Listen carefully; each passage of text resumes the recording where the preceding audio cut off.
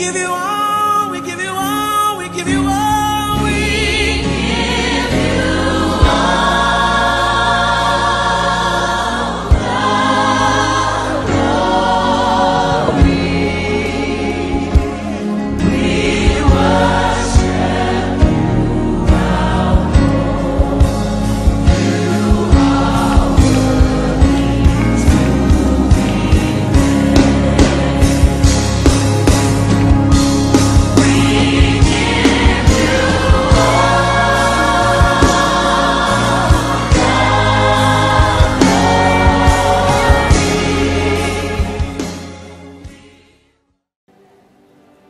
Nous allons tirer notre texte, notre thème dans Exode 7, verset 14.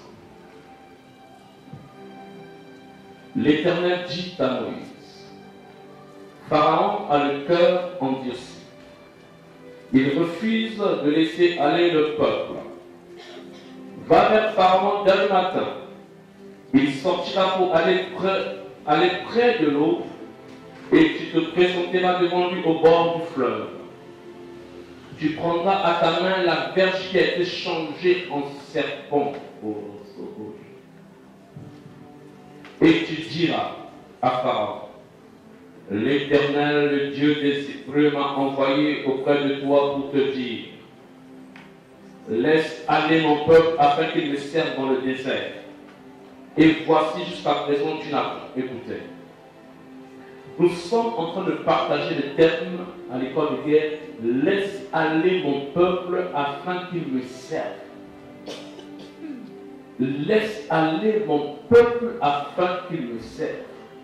Hier, j'étais en train d'introduire pour expliquer que la vie n'est pas une succession de fêtes, mais la vie est un combat. Alléluia. Et encore plus et mieux, le christianisme est une déclaration de guerre. Déclaration de guerre. Pourquoi? Satan a juré éternellement qu'il sera un antichrist, un anti-Dieu. Pas d'antichrist, je parle d'anti-Dieu. Alléluia. Alléluia. À tel point que tout celui qui va se déclarer comme étant enfant de Dieu le trouvera sur son chemin. C'est comme la Bible, je vous ai dit, je te reprends, c'est juste après la Bible. Vous ceux qui n'étaient pas là hier. 1 Pierre 5, 8. Ne vous laissez pas distraire, soyez vigilants. Votre adversaire, le diable, c'est qui votre ami? C'est quoi? Oh. Rôde autour de vous comme un lion rugissant. Il cherche quelqu'un qui se laissera dévorer. Quand un verset dit qu'il cherche quelqu'un, il cherche quelqu'un qui se laissera dévorer. Ça veut dire, en réalité, il n'a pas le droit de dévorer les enfants de Dieu. Mais tu peux lui donner cette possibilité. Et il cherche quelqu'un qui se laissera dévorer. Et je dis ceci. Tout chrétien qui pense qu'il n'a pas d'adversaire, qu'il n'a pas d'ennemi, est un ignorant au plus et déjà même la proie de Satan.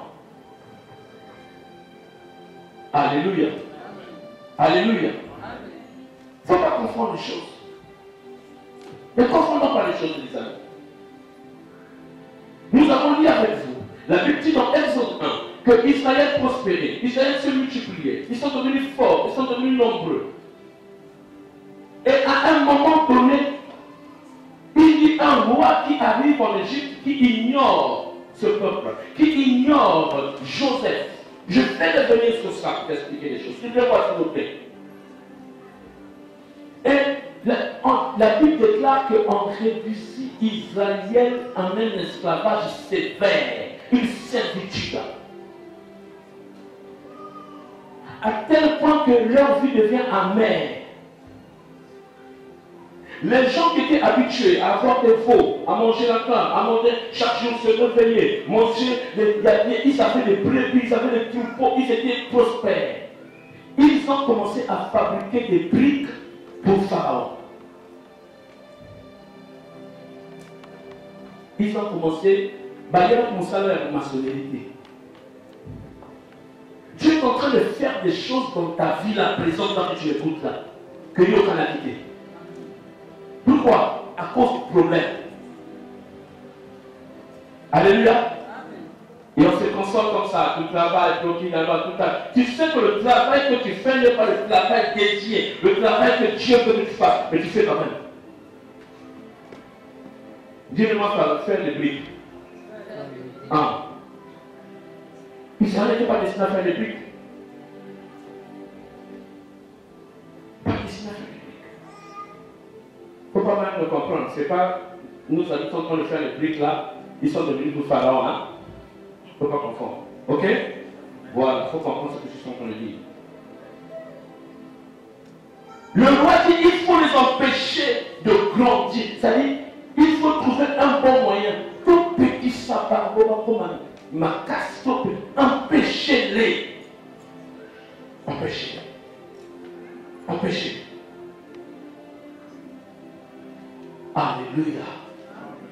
Et toi, tu dors, tu te réveilles, tu dors. Chaque jour, je te dis que la vie sur cette terre n'est pas un brouillon. On ne vit qu'une fois sur terre. Si toi, tu penses que la vie est un brouillon, tu seras surpris.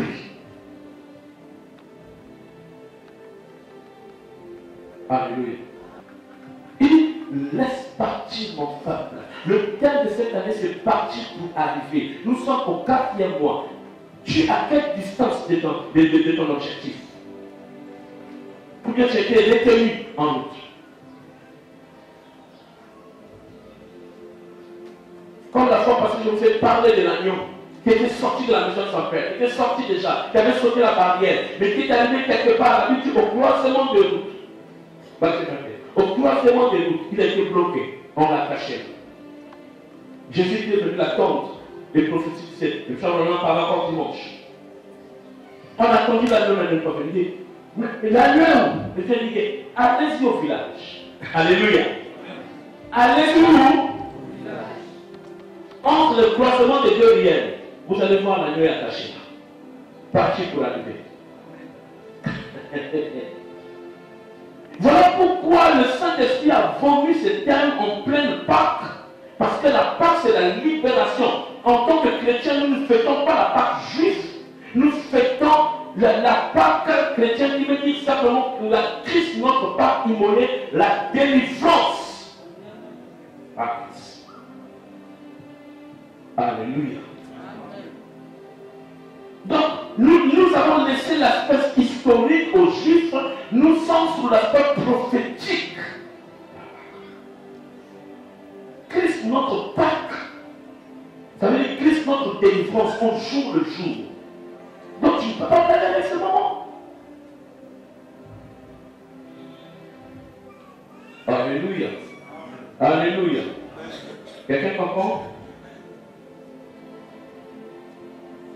Je vous ai parlé de reconnaître, cibler la source de vos maux, cibler la source de vos problèmes, cibler quel est votre ennemi. On a dit Satan est l'adversaire principal. Satan et le diable est derrière tout problème acharné qui est en train de te réduire, de te ridiculiser. Tout ce qui est en train de te rabaisser, il est derrière.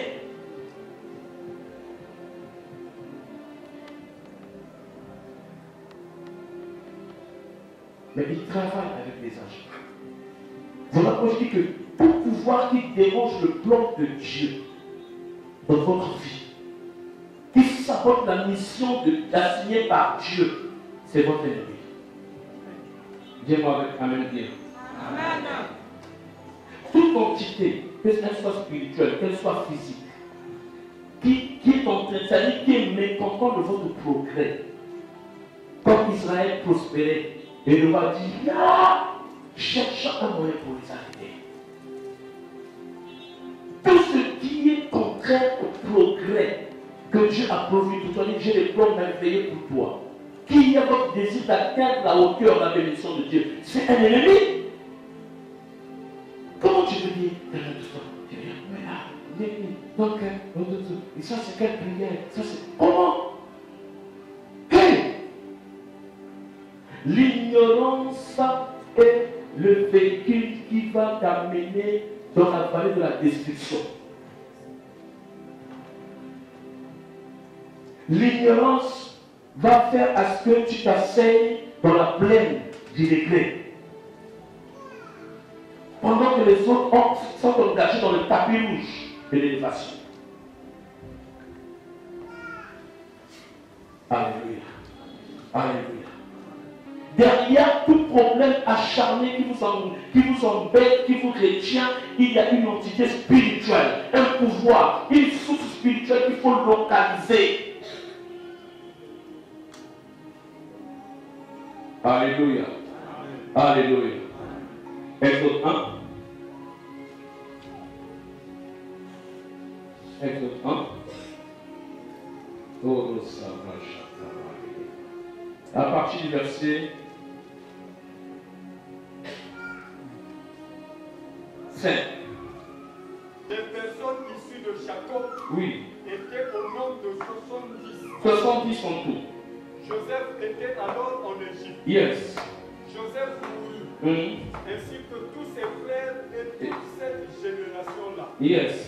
Les enfants d'Israël furent féconds et multiplièrent. Ils s'accrurent et devinrent de plus en plus puissants. Et le pays fut rempli. Il s'élevait sur l'Égypte un nouveau roi qui n'avait point connu Joseph. Amen. Amen.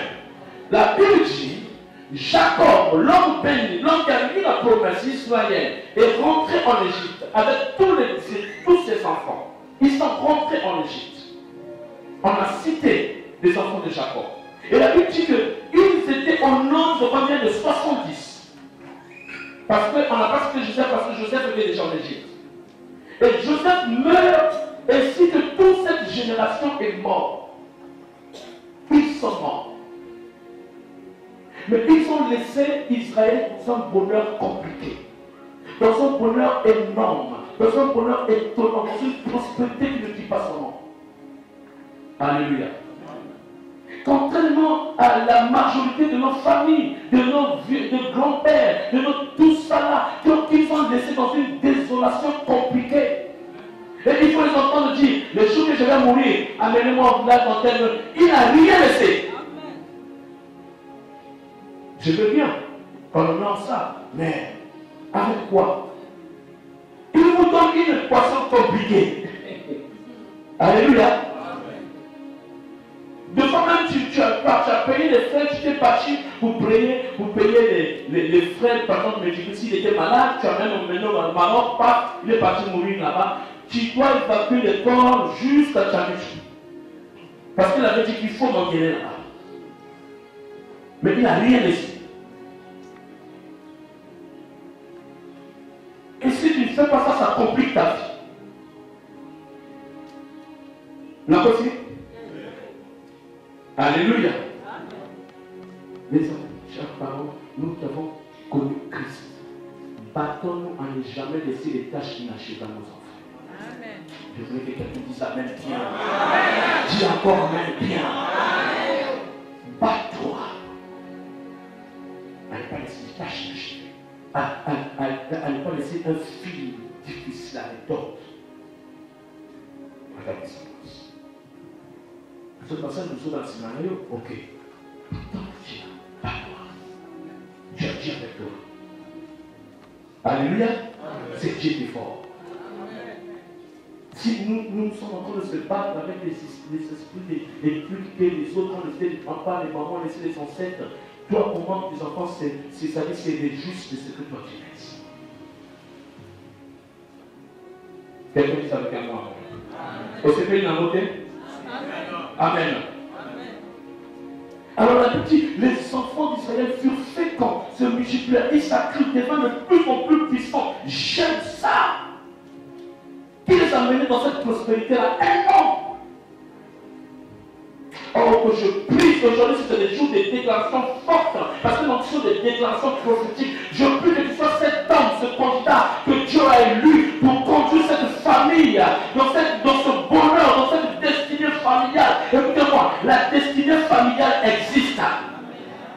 Où Dieu sort un homme à Bimsi Moto, il appartient à Yo, il botte des bonguis.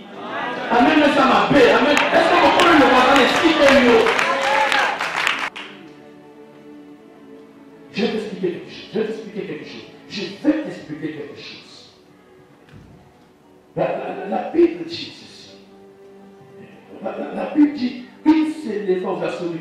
Il s'éleva sur l'Égypte un nouveau roi qui n'avait point connu Joseph. Hier, je t'ai dit que je vous dis, comment cela est-il possible? Je te dis, c'est impossible. Nous avons essayé de le démontrer. Impossible. Quand dans ta vie, des situations qui doivent être claires, qui sont être claires, commencent à être les situations les plus compliquées, ne dorment plus. Amen, hein? Amen. Tu comprends ce que je suis en train de dire? Amen. Il y a méchanceté. Tu n'as pas besoin d'un prophète qui va venir tourner. Je vois ceci. Tu n'en as pas besoin. Parce que quand tu vois déjà cette situation-là, dans la logique des choses, ça veut faire ça. Quand tu vois ça, je faisais ça, je sortais là. Mais pour toi, quand tu fais, il n'y a jamais eu quelque chose de facile pour toi. Tout se complique, tout devient compliqué. Quand tu essaies, je te dis qu'il y a quelque chose derrière.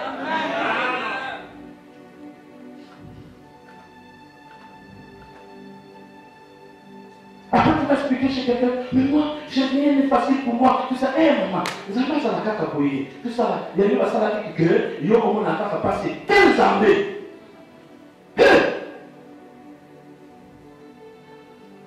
Vous avez vraiment ça va passer chaque fois. Vous avez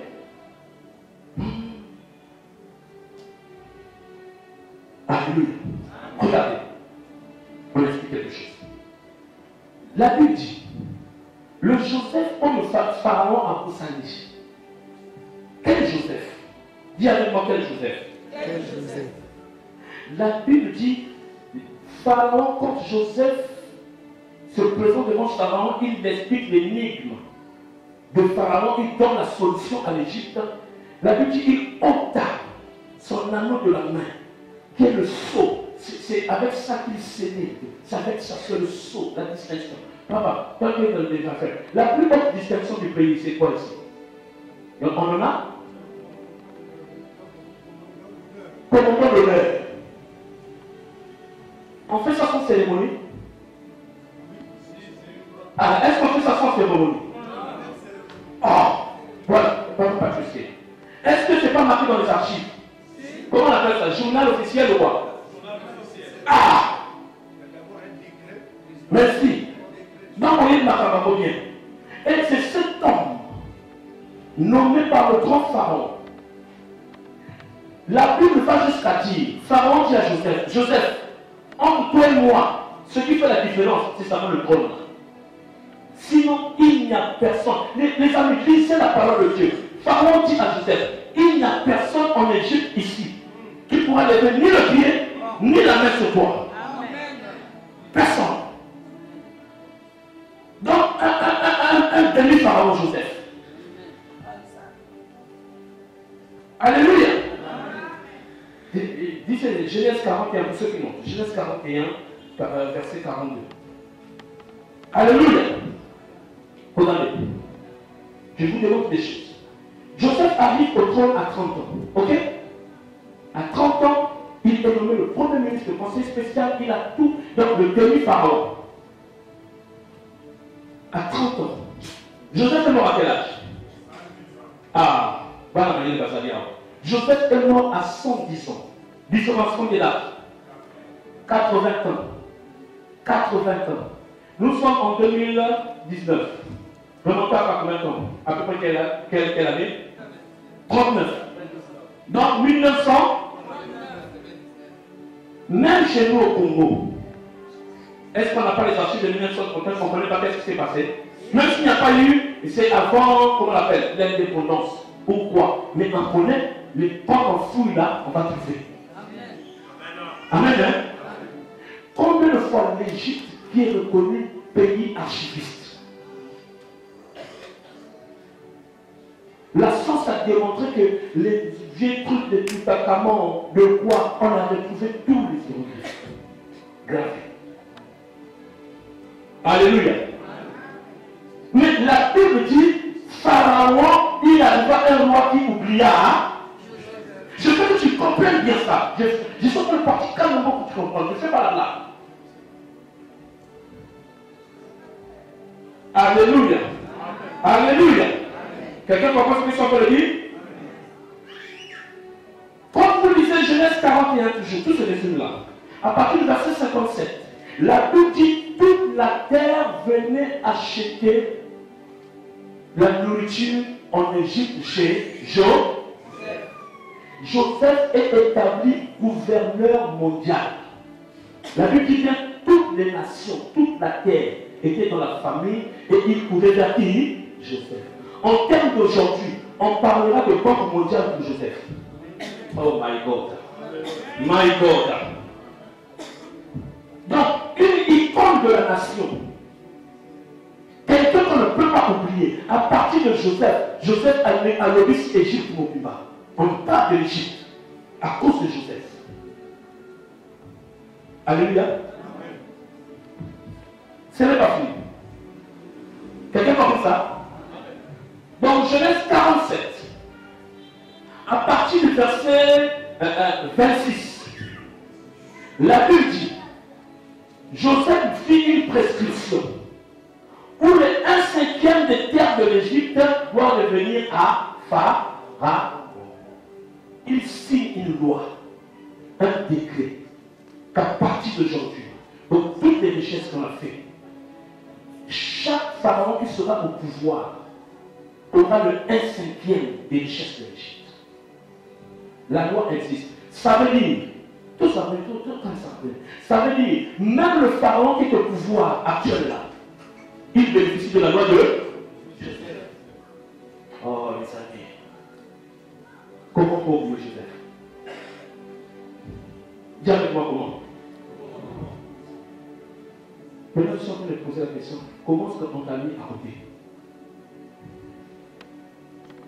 Tu comprends maintenant quelque chose? Amen. Alléluia. Comment on peut expliquer cela? Ceux qui sont en train de demander les références. La dernière référence, j'ai parlé de Genèse 47, verset 26. Joseph a signé une loi. Vous avez lu, on a dit, une loi qui est juste aujourd'hui. Il établit la loi, signé Joseph, que encore valable jusqu'aujourd'hui. Donc au moment où on a écrit la Bible, que 1/5 des terres revient à Pharaon. Donc le Pharaon qui arrive là, où la Bible est en train de dire, il ne connaît pas Joseph, est en train de manger les 1/5 que Joseph a signé. Après il va Joseph fait. Mais tu dois te révolter dans la vie. Alléluia. Tu veux que j'avance? Tu veux que j'avance? Tu veux que je donne la réponse maintenant? Allons dans Acte 7. Tu vois la réponse. Et puis, je vais voir maintenant comment est-ce que toi tu vas prier aujourd'hui. Va dans Acte 7.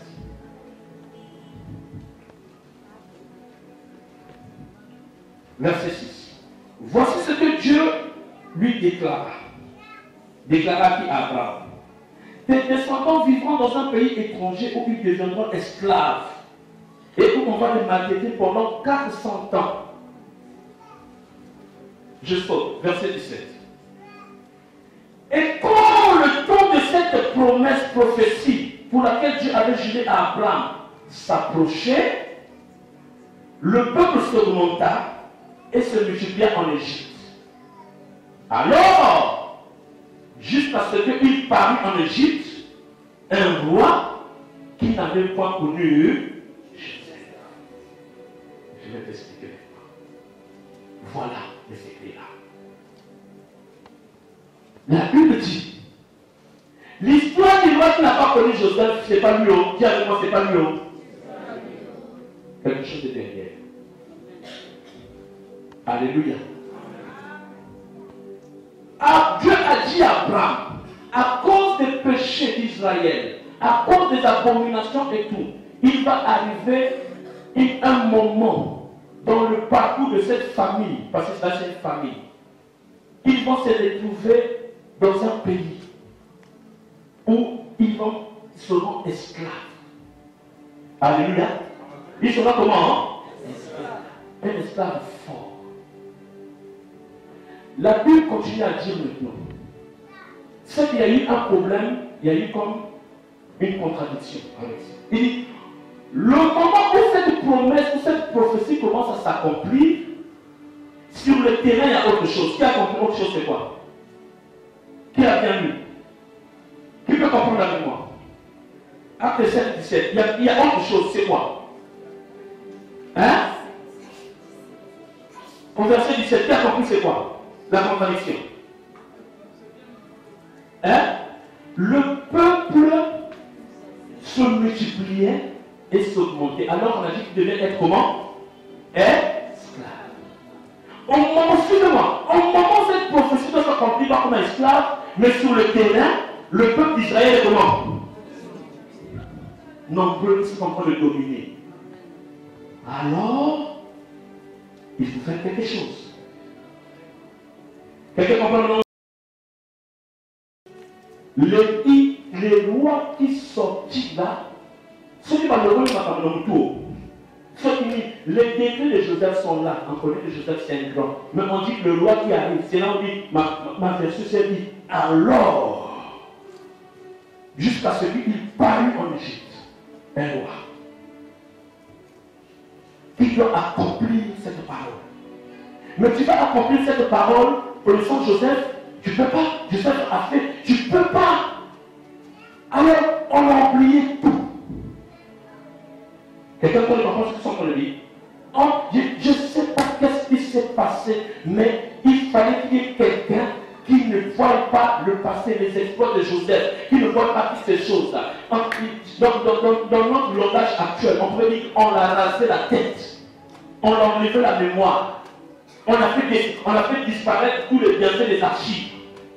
Ce mot ne connu pas Joseph. Comment? Mais parce que cette parole-là doit s'accomplir. Les peuples qui sont nombreux là, il faut qu'on les diminue et qu'ils deviennent esclaves. Mais s'il y a une loi qui les protège, comment il va devenir esclave? Malheureux les lois.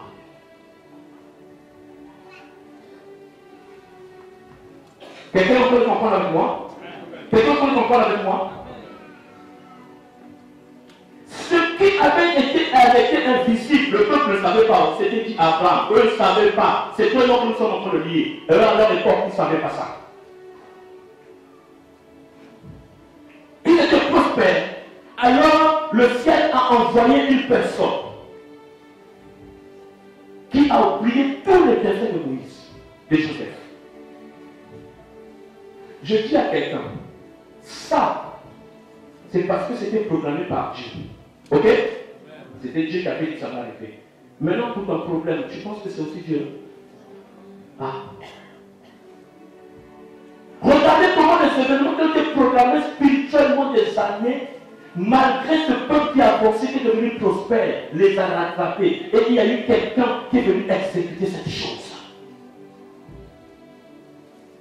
Si toi tu étais parent de Joseph, si tu étais israélite, tu aurais dit, est-ce que le roi a dit ma beauté? Il y a au Satana, il y a un roi là-bas, il va voir, eux-mêmes ils vont voir, il va dire non, la famille de Joseph, on ne touche pas, on va toucher. Alléluia. Parce que c'est maintenant une autre dimension, c'est le spirituel qui commence à travailler. On va toucher. Alléluia. La fois passée, je vous ai parlé de l'histoire d'Akab. Comment est-ce qu'Akab est mort? On a parlé de hasard, ce n'est pas un hasard. Dans 1 voire 22. Pas un hasard.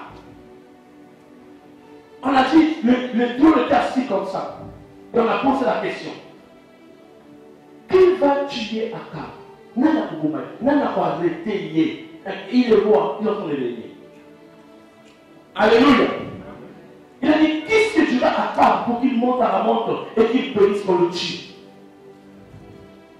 Pendant que ça parlait là, les gens se parlaient tout ça là. Et la Bible dit, un esprit vient se présenter. Alléluia. Il dit, moi, envoyez-moi. Je vais partir faire l'opération. Alléluia.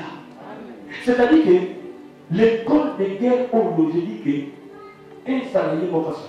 Et ça a tout agent qui est interposé, qui est en train d'exécuter des décrets maléfiques.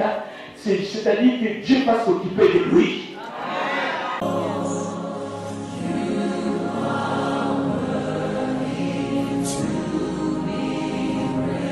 We give you all. We give you all. Celui de ton chef n'est pas ton maître. Celui de ton mari n'est pas ton maître. Il est seul le maître.